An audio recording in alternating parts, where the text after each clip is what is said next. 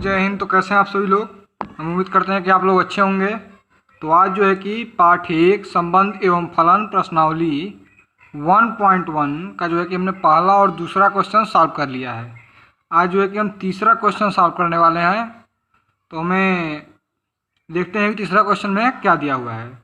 दिया है कि जांच कीजिए कि क्या समुच्चय ये 1, 2, 3, 4, 5, 6 में r equal to a, b such that b equal to a+1 द्वारा परिभाषित संबंध r स्वातुल्य सममित या संक्रामक है। तो हमें क्या जांच करना है कि क्या स्वातुल्य सममित या संक्रामक है अथवा नहीं है, यह हमें जांच करना है। ठीक है, तो हमें पता है कि स्वातुल्य सममित और संक्रामक किसे कहते हैं। तो यदि आपने बेसिक का वीडियो नहीं देखा तो पहले वो वीडियो देख लीजिए, प्लेलिस्ट में चेक करके सबसे पहला वीडियो है। यदि आपने वो नहीं देखा है तो देख लीजिए, वरना आपको समझ में नहीं आएगा। ठीक है, तो हमें पता है कि सबसे पहला कार्य क्या करते हैं। सबसे पहला कार्य है आपका कि हम जो है कि समुच्चय और संबंध लिखते हैं। ठीक है, तो चलिए जो है कि हम समुच्चय और संबंध लिखते हैं। समुच्चय आपका दिया हुआ है a, माना a बराबर, ठीक है,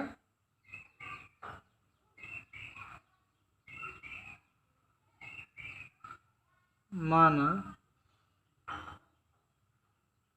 a बराबर, ठीक है, क्या हो जाएगा 1, 2, 3, 4, 5, 6। 1, 2, 3, 4, 5, 6।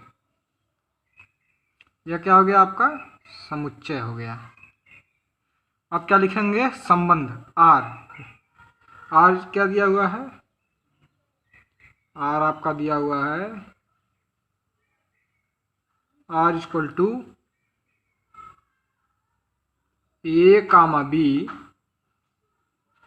सच that b equal to a+1, b equal to a+1।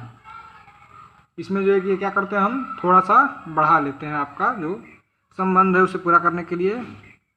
जहाँ a, b is belongs to capital A। ठीक है, ये आपका समुच्चय और संबंध हो गया। तब हमें पता है कि इसके बाद हम क्या देखते हैं। इसके बाद हम देखते हैं कि क्या समुच्चय आपका परिमित है अथवा अपरिमित है। तो समुच्चय कैसा है आपका? समुच्चय जो है कि आपका परिमित समुच्चय है। ठीक है, परिमित अपरिमित आपको पता है। जिसका लास्ट अंक हमें पता हो वो परिमित है, जिसका नहीं पता हो अपरिमित। लास्ट 6 हमें पता है, इसलिए हम क्या लिख देंगे? परिमित समुच्चय। परिमित,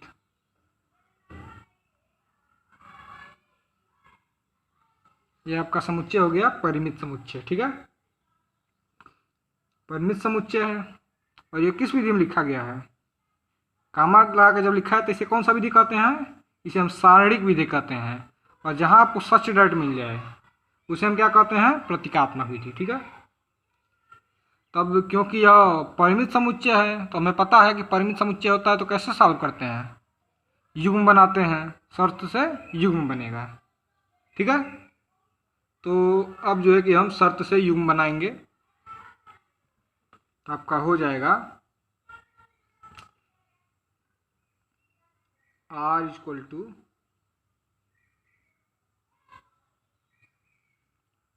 क्या हो जाएगा? कह क्या रहा है कि b इक्वल टू a+1, यानी b जो है a से एक अधिक है। ठीक है, एक अधिक है। ये क्या आपको साइड में समझा देते हैं। अगर आप साइड में b इक्वल टू कह रहा है a+1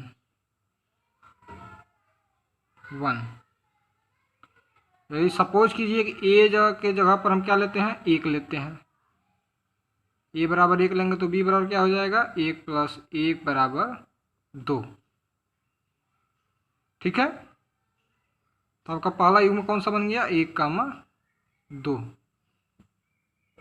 ठीक, तो ऐसे ही अब हम लिखेंगे यहाँ पे पहला, यदि एक जगह पे 1 लिया तो बी की जगह पे 2 हो गया। एक अधिक होना चाहिए ए से, एक की जगह पे हमने क्या लिया, 2 लिया, तो बी की जगह क्या आ जाएगा, 2 + 1 3। बी की ए की जगह पर 3 लिया, बी की जगह पर 3 + 1 = 4। वैसे हमने 4 लिया तो 5 हो जाएगा, और 5 लिया तो 6 हो जाएगा। अब 6 नहीं लेंगे क्योंकि 6 लेंगे तो एक अधिक 7 हो जाएगा, और 7 नहीं है ए में, और ए और बी क्या होना चाहिए, ए और बी समुच्चय ए में होना चाहिए। ठीक है, इसलिए यहीं तक होगा। ये जो कि आपका युग्म बन गया, क्योंकि एक अधिक कर रहा है ए से, तो ए से 1 अधिक 2 है, इस ए से 1 अधिक 3 हो गया। ठीक है, तो जो है कि हमने संबंध इसका जो युग्म हमने बना लिया। ठीक है, क्योंकि परिमित है तो युग्म बनाकर हल करते हैं, तो अब हम युग्म से सॉल्व कर सकते हैं। तो पहला आपका होता है स्वातुल्य संबंध। पहला हेडिंग हम दे देंगे आपका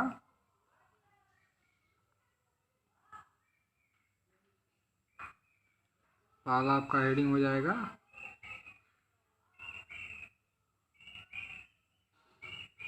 स्वातुल्य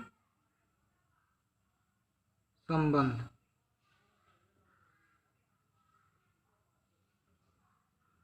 ठीक है, पहला आपका स्वातुल्य संबंध हम सिद्ध करेंगे। अब हमें पता है कि स्वातुल्य संबंध कहते किसे हैं। स्वातुल्य संबंध में क्या होता है, स्वातुल्य संबंध में जो है कि क्या आपका भुज और कोटि क्या होता है, सेम होता है। जो आपका ये भुज दिया हुआ है और ये कोटि यह क्या होगा, सेम होगा। यदि भुज ए होगा तो कोटि भी ए होगा, भुज बी होगा तो कोटि भी बी होगा। ठीक है, तो स्वातुल्य संबंध में हमें पता है पेन कहाँ से चलता है, समुच्चय से चलता है। जितने युग्म होंगे उतनी पंक्तियाँ हमें लिखनी पड़ेंगी, किंतु शर्त होता है कि जहाँ से हमें नॉट बिलॉन्ग्स टू मिल गया वहाँ से नहीं लिखेंगे। ठीक है, तो अब हम पेन चलाएंगे और सबसे पहला युग्म लेंगे ये 1,1। पता है कि भुज और कोटि समान होता है, तो पहला मान लीजिए हमने युग्म 1 लिया यहाँ से, तो हो जाएगा 1,1 is belongs to R, for all 1 is belongs to capital A. ठीक है, फॉर्मूला होता है ना, comma a belongs to R for all a belongs to capital A. तो हमने लिख दिया। तो अब हमें पता है कि इसके बाद हम क्या देखते हैं कि यह क्या 1,1 है आर में। देखेंगे यहाँ से यहाँ तक 1,1 आपको दिखाई दे रहा है, कहीं नहीं दिखाई दे रहा है। अब नहीं दिखाई दे रहा है तो क्या हो जाएगा, तब ये आपका हो जाएगा नॉट बिलोंग्स टू। और नॉट बिलोंग्स टू मिल गया तो इसके आगे हमें एक भी पंक्ति नहीं लिखनी है। यदि बिलोंग्स टू मिलता है तो हमें कितनी 6 पंक्तियाँ लिखनी पड़ती हैं। ठीक है, तो अब जो है कि हम इसका डायरेक्ट उत्तर लिख सकते हैं। डायरेक्ट उत्तर आपका हो जाएगा, क्या हो जाएगा, आर कामा समुच्चय ए में एक स्वातुल्य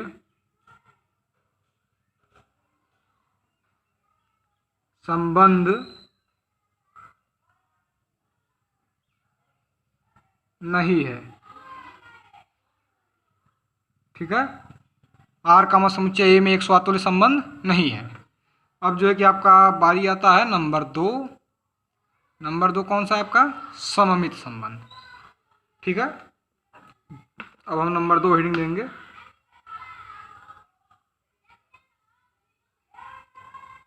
सममित संबंध। तो सममित संबंध, अब सममित संबंध में भी हमें इसका फार्मूला पता है, a comma b is belongs to R implies that b comma a is belongs to R, जहाँ a comma b is belongs to capital A. तो जो है कि इसमें हम क्या करते हैं, भुज का कोटि और कोटि का भुज बना देते हैं। ठीक है, फार्मूला हमें पता है। तो अब हम क्या करेंगे, सॉल्व करेंगे। ठीक है, तो फार्मूला के हिसाब से हम रख देंगे। एक बार जो है कि फार्मूला हम आपको लिखा देते हैं। ठीक है, फार्मूला है आपका a comma b is belongs to R implies that b comma a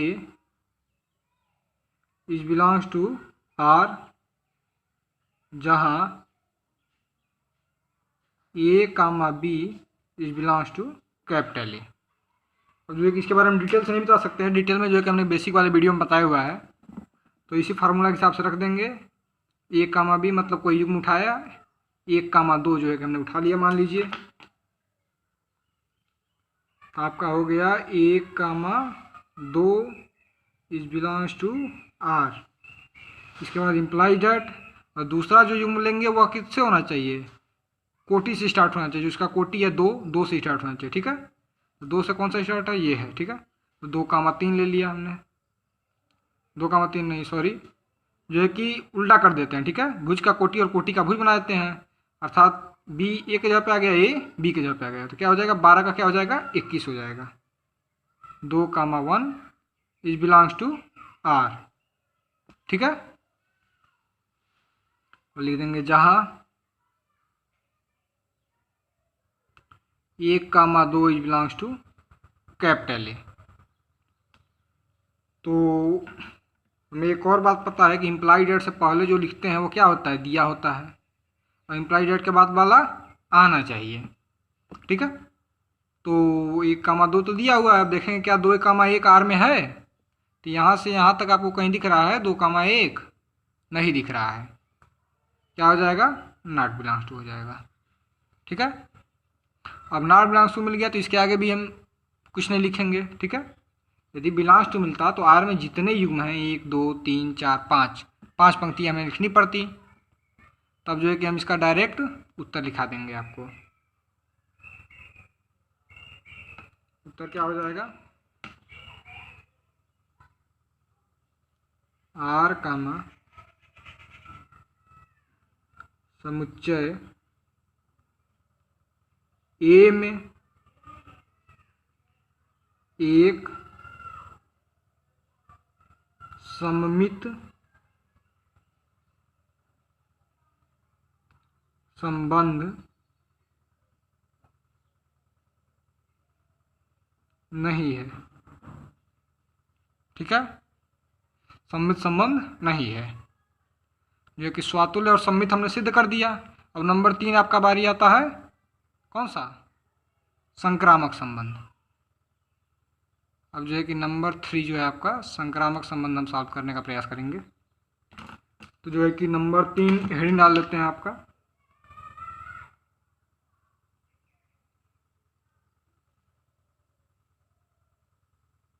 संक्रामक संबंध। अब संक्रामक संबंध में हमें पता है कि जिस प्रकार सममित संबंध में कार्य होता है उसी प्रकार संक्रामक में भी होता है। ठीक है, जिस प्रकार सममित में कार्य होगा उसी प्रकार संक्रामक में भी कार्य होगा। संक्रामक का भी फार्मूला हम आपको याद दिला देते हैं एक बार। A comma b is belongs to R, और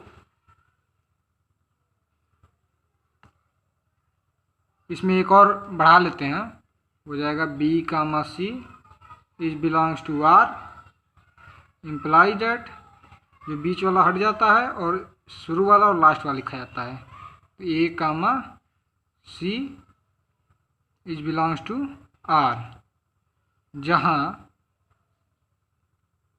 ए comma b comma c is belongs to capital A. ठीक है, कैपिटल ए यानी सेट ए, समुच्चय ए में से बिलोंग करेगा। ठीक है, अब हमें जो है कि इसी फार्मूला के हिसाब से रख लेंगे। ए कामा बी यानी जो है कि कोई युग्म हम उठाएंगे यहाँ से, मान लीजिए हमने उठा लिया 1 कामा 2, तो युग्म हमने उठा लिया 1, 2 इज बिलोंग्स टू आर। और जो दूसरा युग्म स्टार्ट होगा इसके कोटि से स्टार्ट होगा जो लास्ट में दिया हुआ है। अब जो है कि दूसरा युग्म जो उठाएंगे वो 2 से स्टार्ट होना चाहिए। दूसरा युग्म 2 से स्टार्ट ये है, ये उठाया हमने 2, 3 इज बिलोंग्स टू आर। ठीक है। अब इसके बाद जो है कि इम्प्लाई डेट लगेगा। अब पता है हमें इम्प्लाई डेट के बाद जो आता है उसे मिलना चाहिए वो हमें। तो शुरू वाला और लास्ट वाला लिखते हैं हम, ये जो सेम है उसे हटा देते हैं, 2 हट जाएगा, 1, 3 हो जाएगा। 1, 3 इज बिलोंग्स टू आर, जहाँ 1, 2, 3 इज बिलोंग्स टू ए। ठीक है। तो इम्प्लाइड डेट से पहले जो होता है वो हमें दिया होता है 1, 2 और 2, 3 जो है कि हमें दिया हुआ है।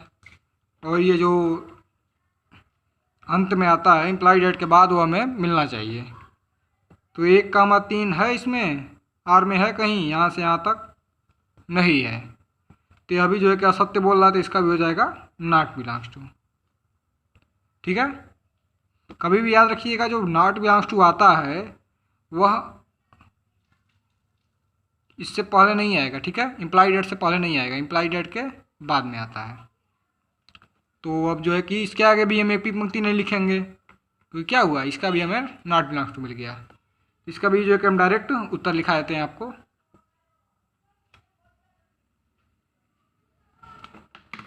हो जाएगा आर कामा समुच्चय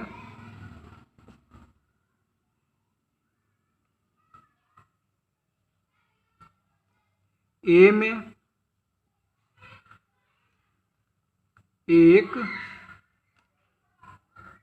संक्रामक संबंध नहीं है। ठीक है।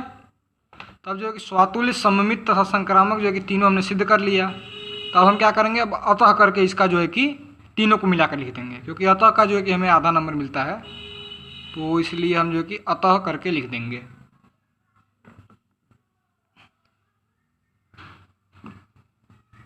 तो हो जाएगा आपका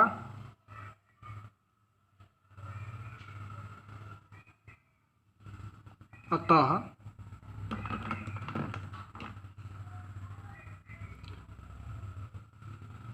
आर कामा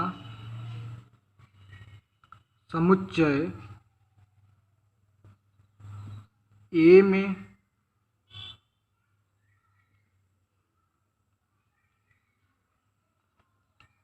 आर कामा समुच्चय ए में न स्वातुल्य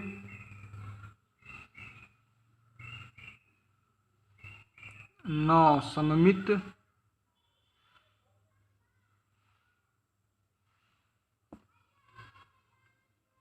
और न ही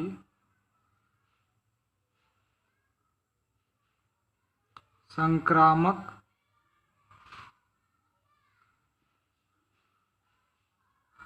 संबंध है। ठीक है। तो आज जो है कि हमने प्रश्नावली 1.1 का क्वेश्चन नंबर 3 सॉल्व कर दिया है। तो आज के लिए पर्याप्त है। ठीक है। तो यदि आप लोग को जो है कि वीडियो अच्छा लगता है, समझ में आता है जो हम पढ़ाते हैं, तो वीडियो को लाइक कर दीजिए। ठीक है। और कमेंट कर दीजिए, और वीडियो को ज़्यादा से ज़्यादा शेयर कीजिए, अधिक से अधिक छात्रों को इस पर जोड़िए। ठीक है। तो मिलते हैं नेक्स्ट वीडियो में। चैनल को सब्सक्राइब कर दीजिएगा और अपने फ्रेंड से भी कर दीजिएगा सब्सक्राइब करने। तो मिलते हैं नेक्स्ट वीडियो में, तब तक के लिए जय हिंद।